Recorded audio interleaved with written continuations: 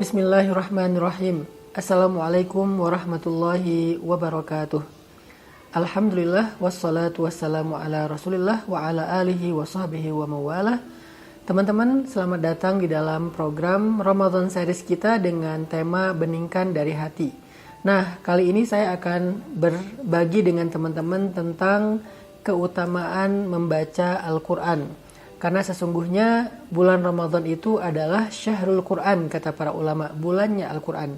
Di mana Allah Subhanahu wa taala berfirman, A'udzu billahi minasy syaithanir rajim. Bismillahirrahmanirrahim. Syahrul Ramadan alladzi أنزل فيه القرآن هدى للناس وبينات من الهدى والفرقان.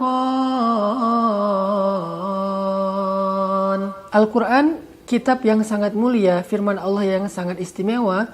Allah gak sembarangan memilih waktu, tempat, kemudian kepada siapa dititipkan ayat-ayatnya. Semuanya harus istimewa. Allah menitipkan Al-Quran ini dibawa oleh malaikat terpilih yaitu Jibril alaihissalam. Kemudian diturunkan kepada manusia terpilih yaitu Nabi Muhammad SAW. Dan diturunkan di kota Makkah yang mulia dan juga di bulan Ramadan yang mulia. Semua itu menunjukkan betapa istimewanya waktu, tempat, makhluk yang dengannya terkait Al-Quran.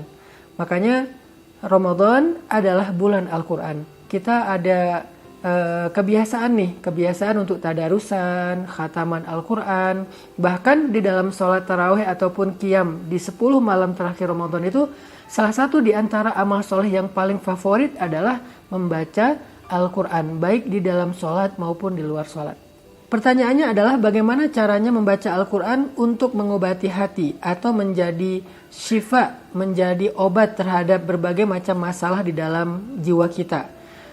Karena Allah Subhanahu wa taala berfirman di dalam surat Yunus ayat 57, Bismillahirrahmanirrahim. Ya ayyuhan nasu qad ja'atkum maw'izatun min rabbikum wa shifaa'un lima fis sudur وَهُدًى وَرَحْمَةٌ لِلْمُؤْمِنِينَ. Wahai manusia, kata Allah, telah datang kepada kalian nasihat dari Rabb kalian dan sebagai obat terhadap penyakit di dalam dada kalian dan juga petunjuk serta rahmat bagi orang yang beriman.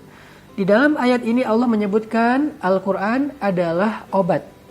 Obat untuk penyakit yang ada di dalam dada kita, penyakit hati, penyakit jiwa, perasaan yang tidak nyaman, pikiran yang gak tenang, obatnya ada di dalam Al-Quran. Dia bukan hanya menjadi bacaan yang bernilai pahala ibadah, tetapi dia juga menjadi sebuah healing. Jadi kalau kita butuh healing terhadap jiwa, rasa, pikiran, dan hati kita, healingnya itu adalah tilawah Al-Quran. Pertanyaannya, gimana cara bertilawah dengan hati agar bisa menjadi healing buat kita? Maka Allah Subhanahu wa taala mengajarkan caranya. Afala yatadabbaruna al-Qur'an am ala qulubihim afqaluha. Kenapa mereka tidak mentadabburi Al-Quran? Apakah hati mereka terkunci? Sehingga Allah mengajarkan kita bagaimana cara membaca Al-Quran yang powerful. Allah berfirman, Afala yatadabbaruna al-Qur'an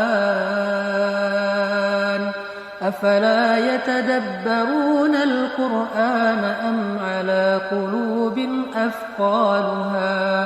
Mengapa mereka tidak mentadaburi Al-Quran? Apakah di atas hati mereka ada kunci yang membuat mereka tidak bisa merasakan indahnya Al-Quran? Ternyata rahasia powerful tilawah bagaimana membaca Al-Quran yang bisa menjadi healing itu adalah at-tadabbur. Apa itu tadabbur?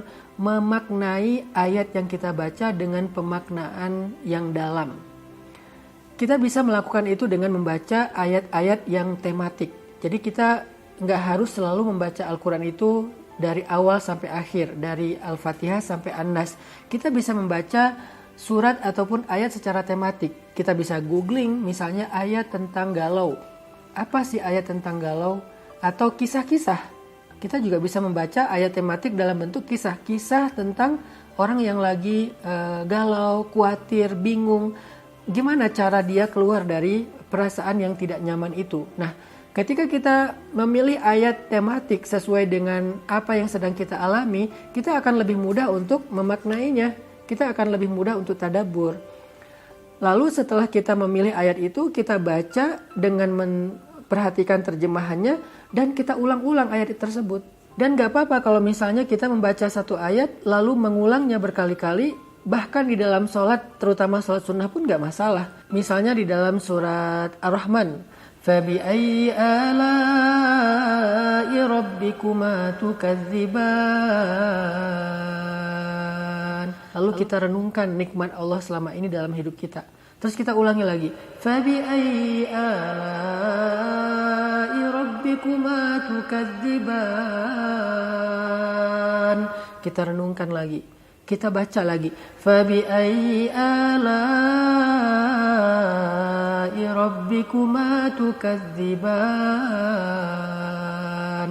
Itu adalah cara membaca Al-Quran yang paling powerful. Pertama, langkahnya adalah pilih ayat tematik.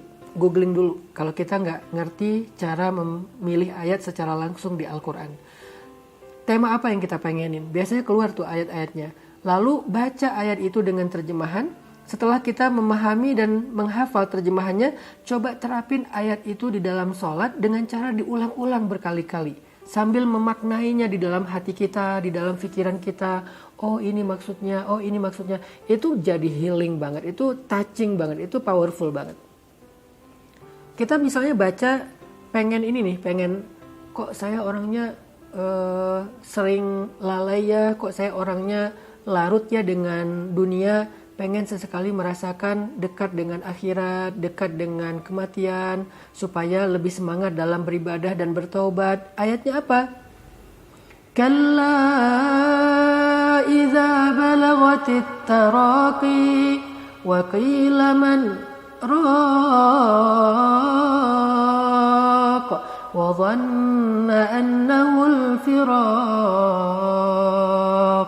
وَالْتَفَّتِ السَّاقُ بِالسَّاقِ. Kita bisa ulangi lagi. كَلَّا إِذَا بَلَغَتِ التَّرَاقِيَ وَقِيلَ مَنْ رَاقٍ. Ulang lagi, diulang lagi. Ayat itu tentang apa di surat Al-Qiyamah? Tentang proses kematian itu sendiri. Proses ketika nyawa dicabut dari jasad kita.